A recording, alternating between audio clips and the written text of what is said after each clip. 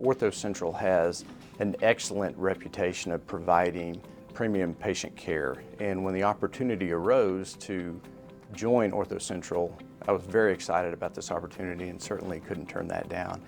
I've been in practice in Norman for over 20 years. It's a great community, and to have the opportunity to get patients back to the things that they enjoy and giving them a quality of life is just very exciting for me. I do a lot of arthroscopic reconstruction of ligaments in the shoulder and the knee, and arthroscopic treatment of the hip, really focusing on restoration of patient function. I think patients will trust me because I'm very genuine and I'm here to listen to them. And so whatever it is that they need from me, I'm going to try my best to provide that approach to them.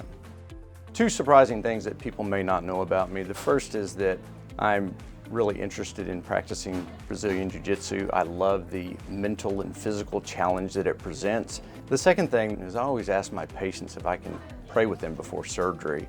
It gives them a sense of calm, it's a great witness for me, and it lets them know that the true captain of the ship is always in there with them.